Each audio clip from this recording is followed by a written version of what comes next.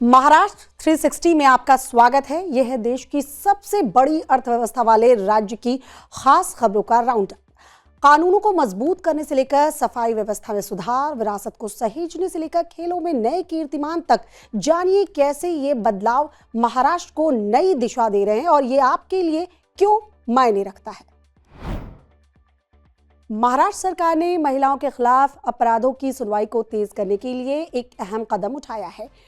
गोंदिया, रत्नागिरी और वाशिम में 3 विशेष अदालतें बनाने की मंजूरी दी गई है, जहां सिर्फ महिलाओं से जुड़े मामलों की सुनवाई होगी।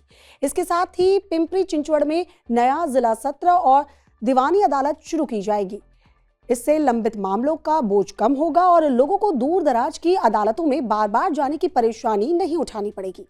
ठाणे तालुका में वकीलों की पेशेवर ट्रेनिंग को लेकर भी एक बड़ी पहल की गई है।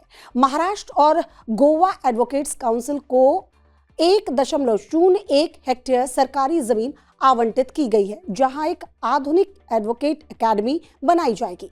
इन फैसलों से महिलाओं को जल्दी न्याय मिलेगा, स्थानीय लोगों को जिले के अंदर ही अदालत की सुविधा मिलेगी और वकीलों को एक वर्ल्ड क्लास एकेडमी के जरिए बेहतर ट्रेनिंग और स्किल बढ़ाने का मौका मिलेगा। इससे महाराष्ट्र में कानून व्यवस्था और अधिक मजबूत होगी। एक अहम बैठक में डिप्टी सीएम एकनाथ शिंदे ने ठाणे जिला जनरल अस्पताल के निर्माण कार्य की प्रगति की समीक्षा की। साथ ही उन्होंने महाराष्ट्र के सभी नगर पालिका अस्पतालों को निर्देश दिया कि महिलाओं के लिए कैंसर की रोकथाम और शुरुआती जांच से जुड़े अभियान शुरू किए जाएं। महाराष्ट्र सरकार अस्पतालों का ढांचा तेजी से सुधार रही है और महिलाओं की जांच को प्राथमिकता दे रही है, ताकि हर नागरिक को बेहतर इलाज और समय पर बीमारी की पहचान जैसी जरूरी सुविधाएं मिल सके।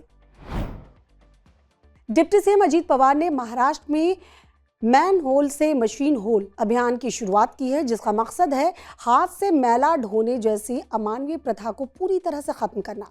अब नालों, सीवर और सेप्टिक टैंकों की सफाई मशीनों से की जाएगी। मशीनों के इस्तेमाल से अब सफाई का काम पहले से ज्यादा सुरक्षित और आसान हो गया है। इससे न सिर्फ सफाई कर्मचारियों को सम्मान मिल रहा है, बल्कि शहर भी ज्यादा साफ और सेहतमंद बन रहे हैं। ये बदलाव महाराष्ट्र के सबसे कमजोर वर्ग के लिए एक बेहतर और बराबरी वाला माहौल तैयार कर रहा है। संस्कृत को बढ़ावा देने की दिशा में एक बड़ा कदम उठाते हुए मुख्यमंत्री देवेंद्र फडणवीस ने नागपुर के पास वारंगा में विश्व स्तरीय संस्कृत विश्वविद्यालय बनाने की घोषणा की है। यह विश्वविद्यालय तय समय में तैयार किया जाएगा और पास ही मौजूद नेशनल लॉ यूनिवर्सिटी की तर्ज पर इसे बनाया जाएगा। यह ऐलान सीएम फडणवीस ने वारंगा में डॉक्टर हेडगेवार इंटरनेशनल गुरुकुल और अकेडमिक बिल्डिंग के उद्घाटन के दौरान किया। नया संस्कृत विश्वविद्यालय दुनिया भर के विद्वानों को जोड़ने का काम करेगा, भारत की प्राचीन विरासत को सहेजेगा, अच्छी नौकरियों के अवसर पैदा करेगा और नागपुर को एक मजबूत शिक्षा और संस्कृति केंद्र के रूप में आगे बढ़ाएगा। आपण जर प्रयत्न केला तर चांगल्या प्रकारे महाराष्ट्रामध्ये आणि देशामध्ये संस्कृत भाषेच्या प्रचारा प्रसारामध्ये आणि संस्कृतमध्ये जो काही आपला ज्ञानाचा खजिना आहे, ही ज्ञान भाषा आहे, तो पुन्हा एकदा उकलून समाजाच्या उपयोगात आणण्याकरता या विद्यापीठाचं एक मोठं योगदान असेल। भारत के लिए गर्व का पल रहा जब नागपुर की दिव्या देशमुख ने शतरंज वर्ल्ड कप जीतकर इतिहास रचा। वो न सिर्फ इस खिताब को जीतने वाली पहली भारतीय बनी, बल्कि सबसे कम उम्र की विजेता भी रही। नागपुर में हुए सम्मान समारोह में मुख्यमंत्री देवेंद्र फडणवीस ने दिव्या देशमुख को राज्य सरकार की ओर से 3 करोड़ रुपए और महाराष्ट्र शतरंज संघ की ओर से 11 लाख रुपए का पुरस्कार भेंट किया। सीएम ने उनकी एकाग्रता, मेहनत और महज 19 साल की उम्र में चीन के लंबे दबदबे को तोड़ने की उपलब्धि की सराहना भी की।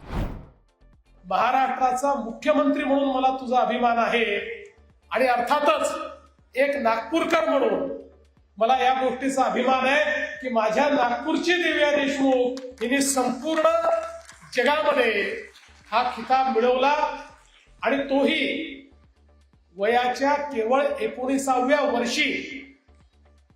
भारताची अशा प्रकारची पहिली विजेती महिलांमधली ही ती झालेली आहे।